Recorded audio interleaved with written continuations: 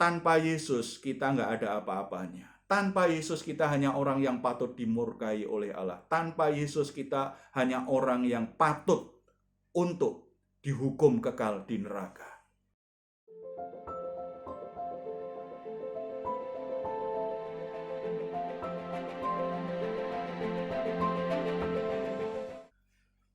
Salam saudara-saudara yang dikasihi oleh Tuhan Yesus Kristus. Ya, di medsos kita sering mendengar satu istilah imam besar. Ya, kita sering dengar itu jadi perbincangan tentang imam besar. Apakah orang Kristen memiliki imam besar juga? Apakah orang Kristen itu juga punya imam besar? Kita akan lihat di Alkitab, ternyata ada juga sebutan imam besar. Tetapi mari kita coba memahaminya. Di Alkitab siapa yang disebut dengan imam besar?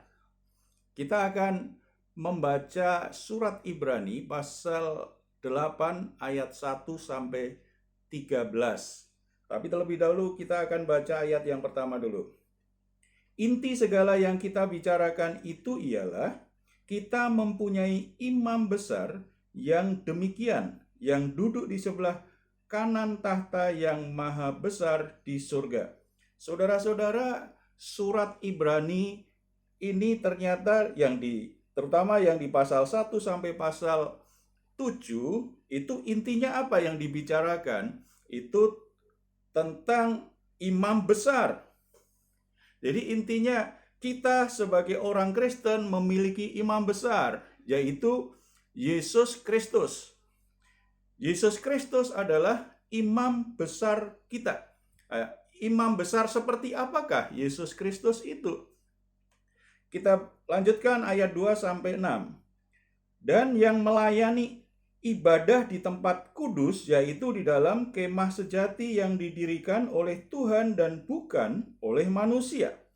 Sebab setiap imam besar ditetapkan untuk mempersembahkan kurban dan persembahan, dan karena itu Yesus perlu mempunyai sesuatu untuk dipersembahkan. Sekiranya ia di bumi ini, ia sama sekali tidak akan menjadi imam, karena di sini telah ada orang-orang yang mempersembahkan persembahan menurut hukum Taurat. Pelayanan mereka adalah gambaran dan bayangan dari apa yang ada di surga, sama seperti yang diberitakan kepada Musa. Ketika ia hendak mendirikan kemah, ingatlah demikian firman-Nya, bahwa engkau membuat semuanya itu menurut contoh yang telah ditunjukkan kepadamu di atas gunung itu. Tetapi sekarang ia telah mendapat suatu pelayanan yang jauh lebih agung, karena ia menjadi pengantara dari perjanjian yang lebih mulia, yang didasarkan atas janji yang lebih tinggi. Saudara-saudara, sebagai imam besar, Yesus Kristus itu lebih sempurna, lebih unggul dari imam besar yang lain. Imam besar itu apa sih pekerjaannya? Imam besar atau disebut juga imam agung, itu di Perjanjian Lama sering disebut, itu jabatan imam yang paling tinggi di dalam agama Yahudi. Bagi orang-orang Israel, imam agung itu jabatan agama tertinggi. Pekerjaannya terkait dengan ibadah, memberikan korban dan persembahan, mewakili umat Allah. Jadi seorang imam itu seorang pengantara. Kalau disebut imam besar atau imam agung berarti pengantara tertinggi. Karena imam besar ini dalam konsep Perjanjian Lama, hanya dialah yang boleh masuk ke ruang maha suci, di mana kemuliaan Allah dinyatakan di bait Allah. Imam yang lain tidak boleh masuk sampai ke ruang maha kudus. Antara ruang kudus dan ruang maha kudus itu ada sekat kain yang sangat tebal, yang sangat tinggi, yang membatasinya. Jadi tidak boleh sembarang orang masuk ke ruang maha kudus. Kalau orang masuk ke ruang maha kudus, dia bisa mati. Karena kekudusan Tuhan begitu agungnya, begitu mulianya. Bahkan imam besar pun ketika dia masuk ke ruang Maha Kudus, badannya harus diikat tali. Karena kalau kedapatan imam besar ini ternyata tidak suci di hadapan Tuhan, dalam keadaan yang najis, dalam keadaan yang berdosa, ketika imam besar ini masuk ke ruang Maha Kudus, dia bisa mati. Makanya diikat tali supaya kalau nanti dia mati, dia meninggal di ruang Maha Kudus, bisa ditarik karena tidak ada satu orang pun yang boleh dan bisa masuk di situ. Pekerjaan mereka sangat sentral dalam keagamaan Yahudi karena setahun sekali imam besar ini memberikan korban penebusan dosa berupa domba. Jadi dia memberikan mewakili umat untuk memberikan persembahan, memberikan korban darah anak domba sebagai upacara menggantikan dosa-dosa seluruh umat Israel di masa itu. Ada hari raya penebusan namanya, atau bahasa Ibrani-nya juga disebut dengan Yom Kippur. Yom Kippur itu hari raya penebusan. Itu setahun sekali. Imam besar akan masuk ke ruang Maha Kudus untuk memberikan korban penebusan dosa berupa darah domba. Saudara-saudara yang dikasihi oleh Tuhan, Yesus Kristus, salah satu jabatannya adalah imam besar. Imam besar, tetapi karena Yesus Kristus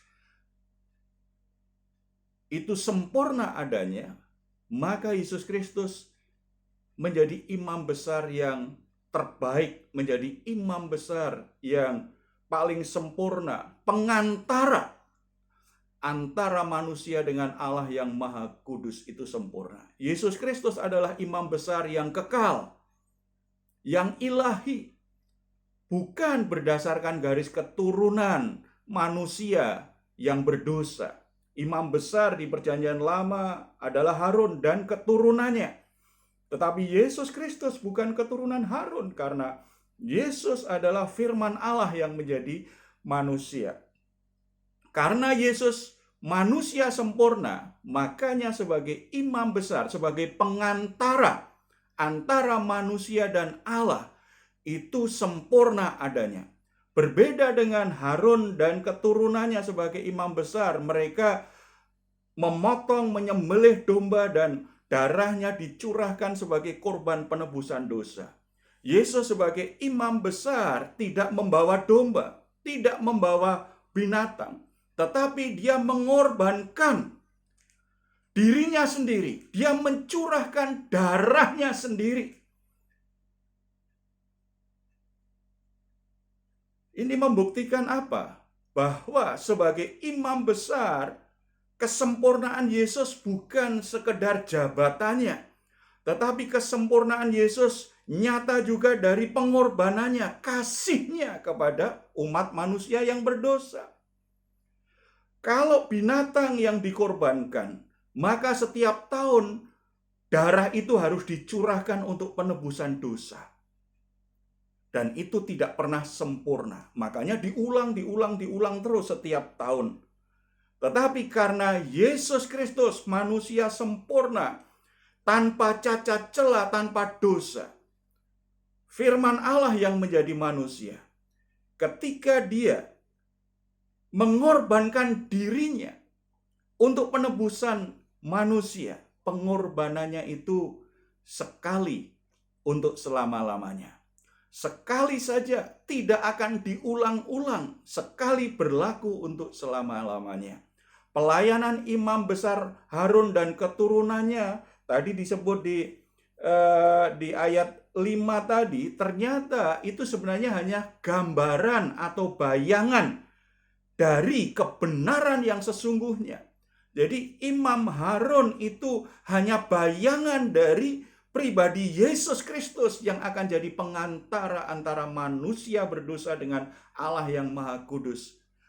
Darah yang tercurah dari darah domba itu hanya bayangan dari darah anak domba Allah, yaitu Yesus Kristus.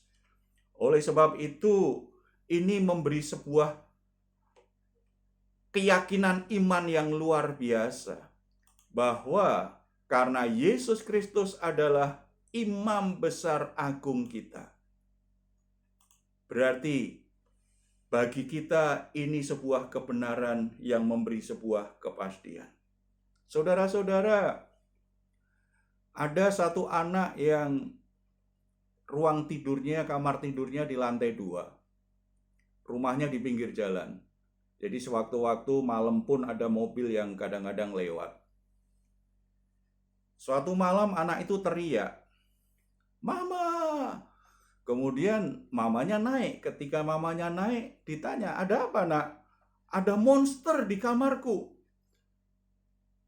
Mamanya coba yakinkan, "Nggak ada apa-apa di sini.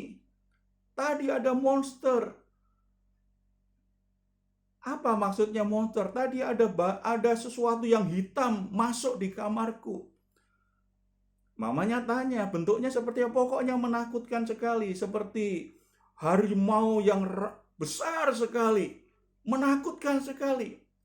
Mamanya curiga, pasti ada sesuatu. Kemudian dia coba teliti kamar itu dan dia temukan ada kucing kesayangan keluarga itu ada di jendela. Jadi ketika ada mobil lewat, bayangan kucing tadi agak terkejut sehingga dia membuka mulutnya begitu dan itu membayang. Lampu mobil itu akhirnya menyoroti kucing itu dan bayangannya masuk ke kamar. Anak itu melihat itu seperti bayangan monster. Ibunya coba meyakinkan, "Oh, ini ternyata kucing kita, si manis itu. Nggak perlu takut, itu hanya bayangannya karena ada sorot lampu mobil." Ketika anaknya diperlihatkan kucing itu, maka anak itu hilang ketakutannya. Saudara-saudara, bayangan itu bukan realita. Bayangan itu bukan kebenaran. Imam besar Harun adalah gambaran dari Yesus yang jadi pengantara antara manusia berdosa dan Allah yang Maha Kudus. Korban binatang, pencurahan darah binatang untuk menebus dosa manusia itu hanya bayangan. Umat Israel begitu mengejar bayangan itu, fokus pada bayangan itu, berpikir kalau mereka melakukan ritual-ritual keagamaan dengan teliti tanpa salah sedikit pun, maka dosa mereka bisa diampuni Tuhan dan mereka boleh menghampiri tahta kasih karunia Allah. Mereka akan menjadi anak kesayangan Tuhan. Fokus mereka salah karena mereka fokus pada bayangan. Bukan sebuah realita, bukan sebuah kebenaran. Makanya membuat mereka gampang dibayang-bayangi dengan kegalauan sebagai umat beragama. Sebagai umat beragama, mereka kadang-kadang juga suka menghakimi orang lain karena mereka sendiri sebenarnya galau dengan dirinya. Saudara-saudara yang dikasihi Tuhan, hidup kita sebagai orang Kristen tidak boleh fokus pada bayangan. Itu akan menimbulkan kegalauan dan ketakutan dalam hidup kita. Tetapi kita harus fokus pada kebenaran, karena kebenaran itu akan memerdekakan hidup kita. Yang disebut bayangan itu apa sebenarnya? Kalau dalam konteks hidup kita sebagai orang Kristen sekarang. Ketika kita punya keinginan untuk kelihatan sempurna secara lahiriah, maka kita akan selalu tertekan. Ketika kita ingin berlagak bahwa kita itu bisa jadi orang Kristen yang sempurna, maka kita akan justru banyak tertekannya, seperti orang-orang Israel yang tidak ada kepastian. Kita akan menjadi galau dan cemas dengan hidup kita. Kalau kita coba selalu ingin menampilkan diri kita seolah-olah kita adalah orang yang sempurna, pengen kelihatan sempurna. Secara lahiriah kita kemas sedemikian rupa supaya kita terlihat sempurna di mata orang. Maka kita akan kejebak seperti orang Israel, melakukan semua aktivitas agama hanya pengen supaya kelihatan jadi orang baik di mata orang. Tetapi ada banyak kemunafikan, ada banyak kebohongan, dan kegalauan di hati, tertekan. Oleh sebab itu, fokus kita harus kita ubah. Karena Yesus Kristus jadi imam besar kita, mari kita ubah fokus hidup kita. Fokus kita bukan kesempurnaan, mengejar kesempurnaan, atau berlagak dengan seperti orang yang sempurna. Fokus kita adalah kesempurnaan kasih Yesus Kristus Tuhan. Bukan perjuangan kita untuk menjadi sempurna. Bukan, fokus kita adalah pada kesempurnaan kasih Tuhan Yesus yang diberikan kepada kita. Pengorbanan Yesus yang sempurna yang diberikan kepada kita, yang menebus, menyucikan hidup kita dari dosa. Kesempurnaan korban Kristus yang menjadikan kita ciptaan yang baru. Siapa diri kita di dalam Kristus, apa yang dilakukan Kristus dalam hidup kita, itu harus jadi fokus hidup kita. Kalau kita fokus dengan apa yang dikerjakan oleh Yesus dalam hidup kita, maka secara otomatis sebenarnya kita akan mengalami perubahan dari dalam. Kita punya kekuatan untuk berubah, kita punya kekuatan untuk menjadi orang baik. Oleh sebab itu, ibadah kita juga kita harus punya fokus yang benar. Ibadah itu bukan membujuk atau sebuah usaha untuk membujuk hati Tuhan supaya Tuhan mengasihi kita. Tetapi karena Tuhan sudah mengasihi kita, makanya kita beribadah. Perbuatan baik yang kita lakukan, pelayanan yang kita lakukan, itu bukan sebagai usaha untuk membujuk hati Tuhan supaya Tuhan berkenan kepada kita, supaya Tuhan mengasihi kita. Tidak. Kenapa kita beribadah? Kenapa kita lakukan perbuatan baik? Mengapa kita melayani? Karena kita menyadari bahwa kita adalah orang-orang yang sudah ditebus oleh Yesus Kristus. Kita adalah orang-orang yang sudah mendapatkan kasih yang sempurna dari Yesus Kristus. Kita sudah mendapatkan pelayanan terbaik dari Yesus Kristus. Kita adalah orang-orang yang sudah diterima oleh Allah. Karena kita menyadari siapa diri kita dalam Kristus itu, makanya kita datang beribadah dengan sukacita, dengan penuh ucapan syukur. Karena kita sudah menerima semua kebaikan yang dari Tuhan, makanya kita menabur, melakukan yang baik. Karena kita orang-orang yang diberkati oleh Tuhan, makanya kita menjadi berkat, menyalurkan berkat bagi orang lain. Jadi semua ibadah, semua perbuatan baik, semua pelayanan, itu adalah bagian dari pernyataan hati kita yang bersukacita, bersyukur atas apa yang sudah dilakukan imam besar kita. Ada perubahan fokus hidup. Itu yang seharusnya kita lakukan. Yang kedua, kita baca ayat 7 sampai 13. Ayat 7 sampai 13. Mari kita baca dulu ayat yang ke-7 sampai 9 dulu. Sebab sekiranya perjanjian yang pertama itu tidak bercacat, tidak akan dicari lagi tempat untuk yang kedua, sebab ia menegur mereka ketika ia berkata, sesungguhnya akan datang waktunya, demikian firman Tuhan, aku akan mengadakan perjanjian baru dengan kaum Israel dan dengan kaum Yehuda. Bukan seperti perjanjian yang telah kuadakan dengan nenek moyang mereka pada waktu aku memegang tangan mereka untuk membawa mereka keluar dari tanah Mesir. Sebab mereka tidak setia kepada perjanjianku dan aku menolak mereka. Demikian firman Allah. Saudara-saudara, tadi yang pertama, sebagai imam besar, Yesus itu adalah imam besar yang sempurna. Lebih unggul dari semua imam besar yang pernah ada di dunia ini.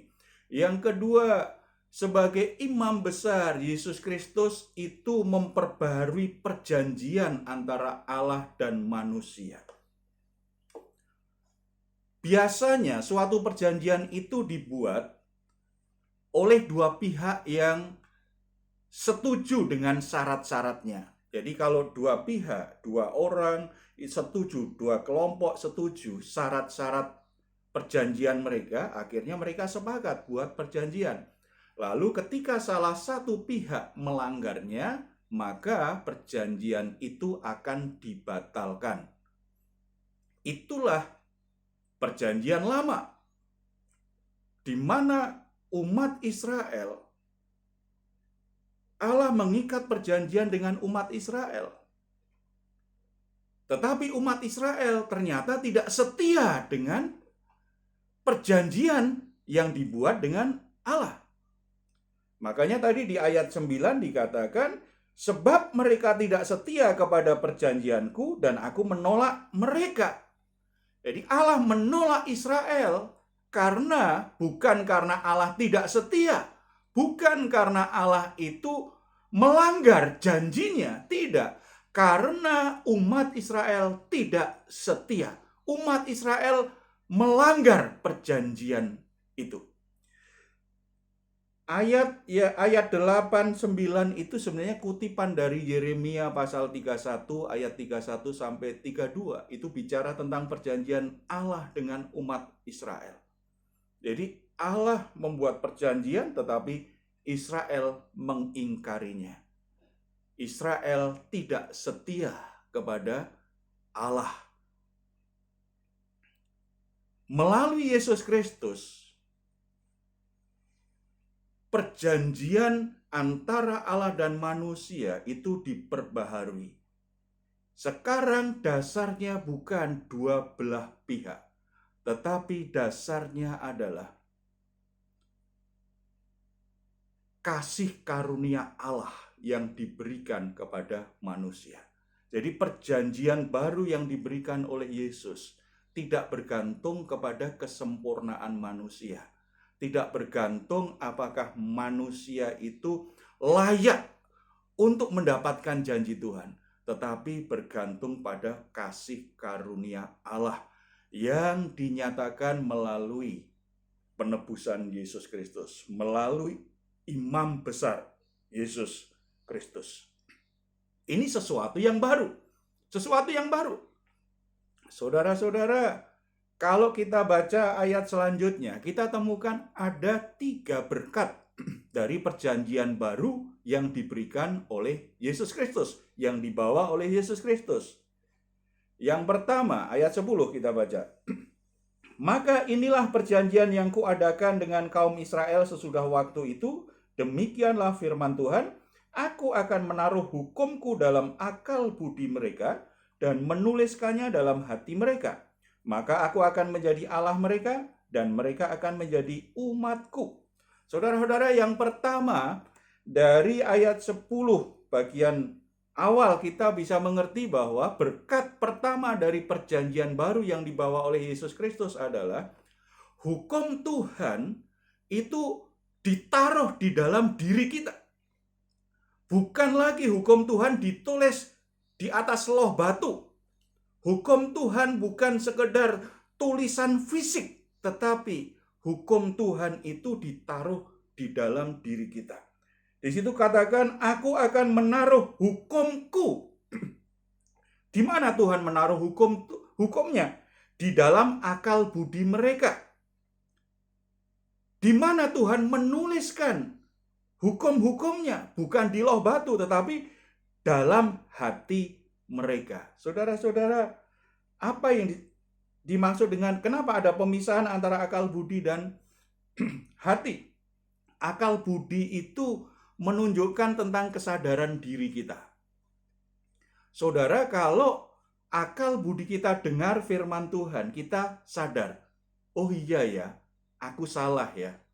Oh iya ya, ternyata yang selama ini aku lakukan itu nggak benar ya. Saudara-saudara pernah ketika dengar firman Tuhan, ketika saudara baca Alkitab, atau ketika saudara sedang aktivitas biasa, mendadak dalam pikiranmu itu seperti mendapatkan penerangan. Ada sesuatu yang salah nih.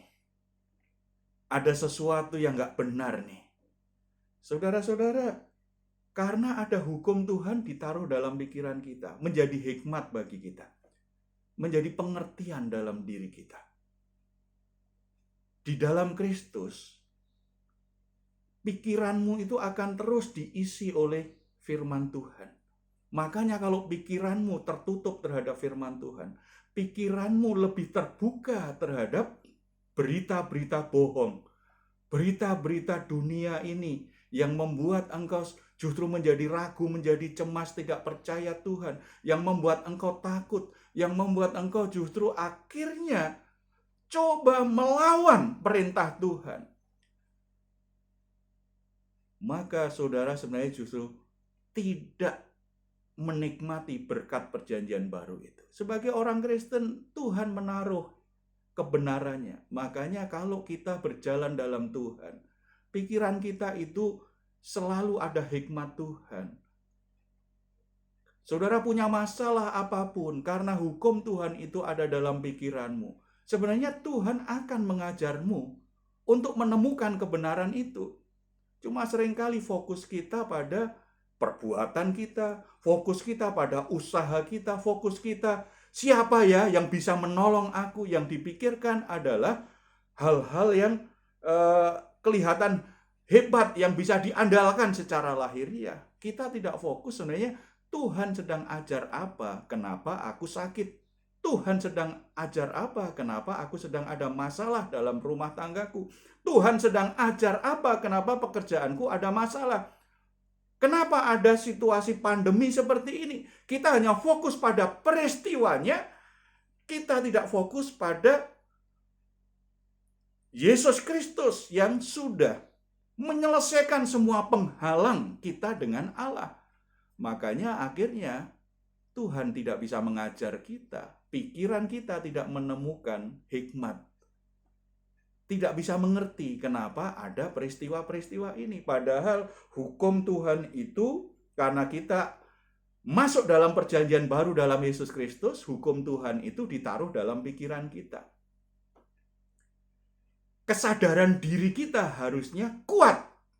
Kita ini akan menjadi orang yang peka dengan hal-hal yang berdosa, hal-hal yang buruk. Kita bisa membedakan yang salah dan benar, bisa mengerti kehendak Allah dan yang bukan, karena pikiran kita ditaruh hukum Tuhan. Kalau kita tidak banyak alami kebingungan dalam hidup ini, ada kemungkinan sebagai ciptaan baru, kita tidak sungguh-sungguh membuka pikiran kita dipenuhi dengan hikmat Tuhan itu. Tuhan juga menulis di dalam hati mereka, di dalam hati kita. Hati itu menunjuk pada pusat kehendak. Hati itu pusat kehendak. Pengen pergi kemana? Dari hatimu itu. Saudara pengen beli apa? Itu dari hatimu. Jadi pusat kehendak kita digerakkan dari hati kita. Kenapa Tuhan menuliskan kehendaknya, hukumnya, firmannya di hati kita? Supaya keinginan-keinginan kita itu diarahkan pada jalan-jalan yang benar, jalannya Tuhan. Keinginan kita terarah pada rencana Tuhan yang baik, yang mulia. Jadi saudara-saudara, ini berkat yang luar biasa loh. Karena kalau dulu umat Israel dalam perjanjian lama, hukum itu tertulis.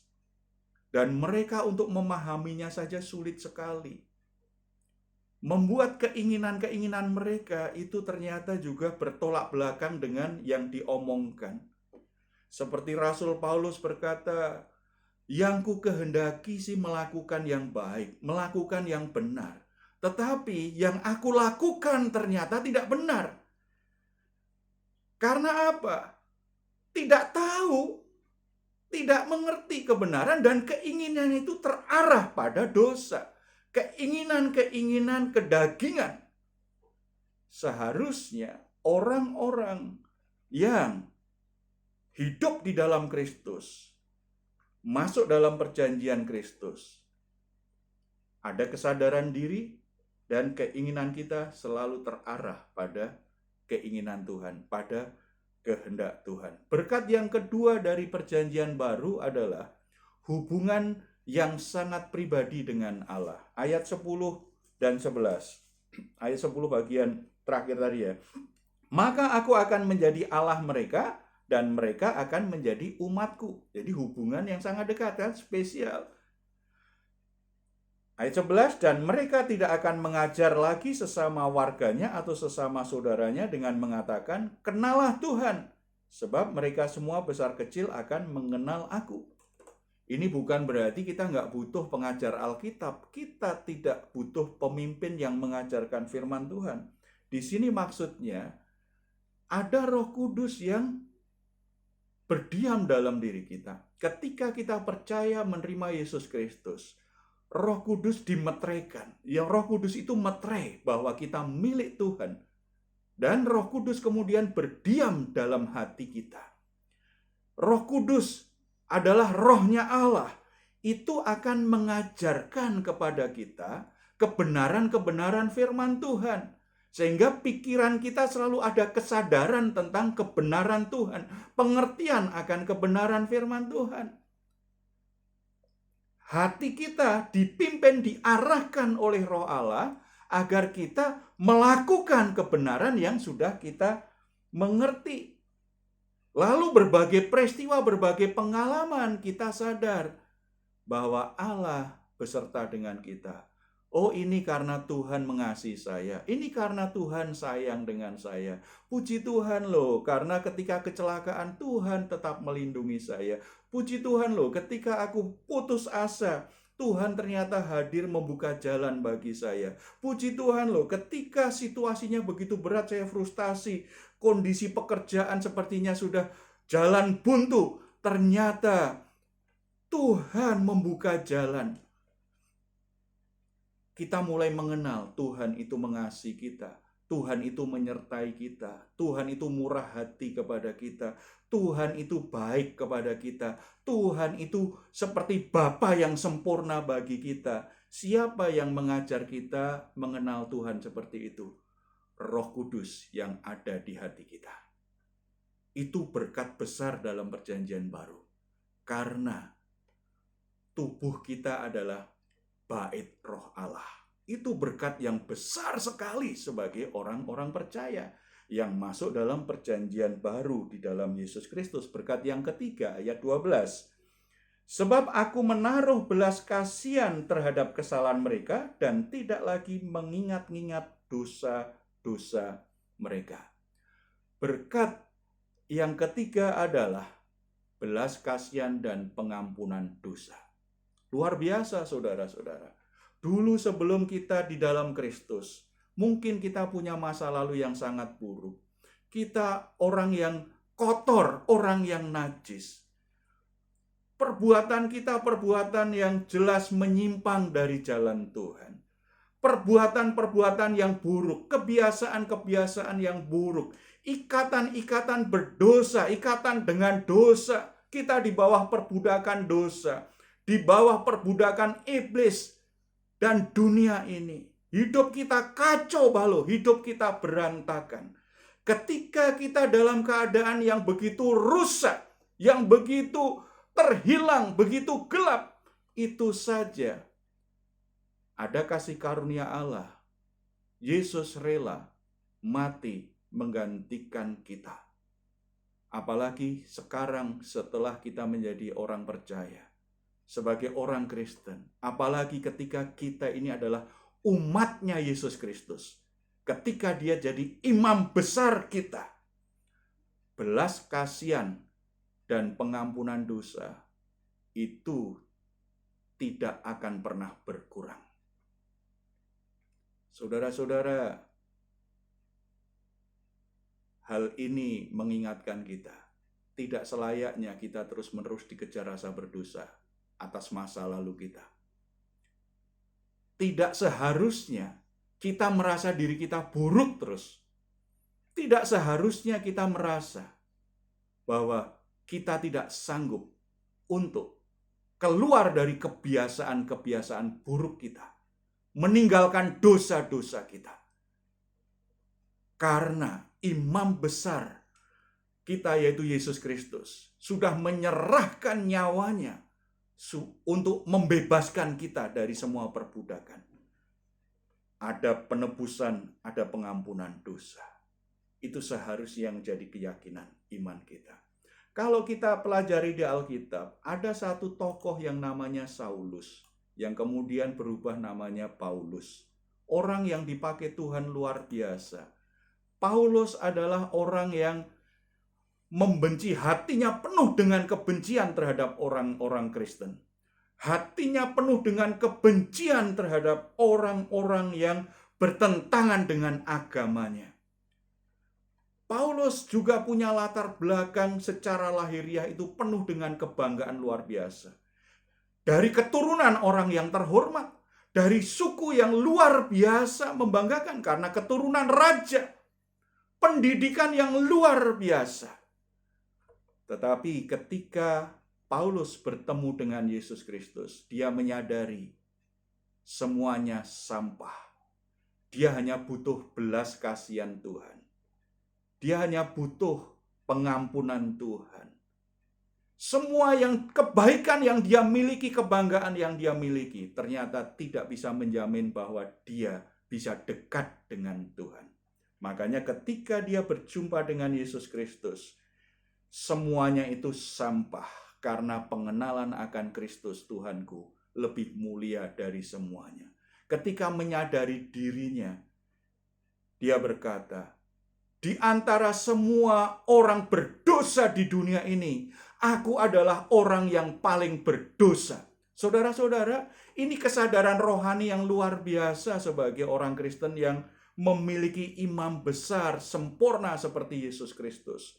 Kita selalu menyadari bahwa tanpa Yesus kita nggak ada apa-apanya. Tanpa Yesus kita hanya orang yang patut dimurkai oleh Allah. Tanpa Yesus kita hanya orang yang patut untuk dihukum kekal di neraka.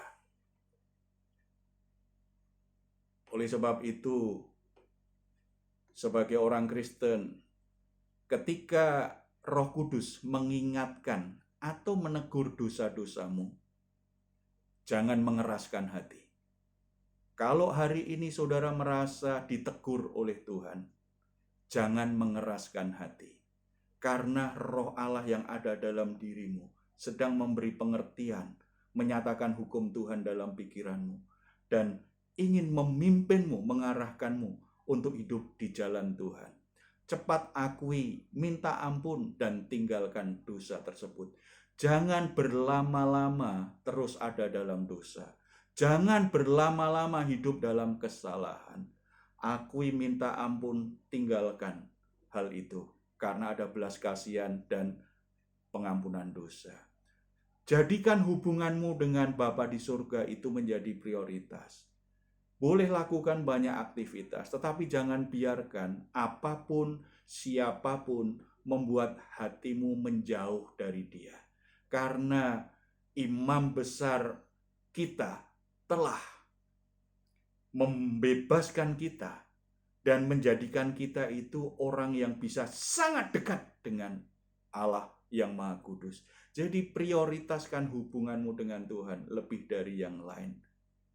Terus bertekun dalam doa, dalam ibadah maupun firman Tuhan. Amin.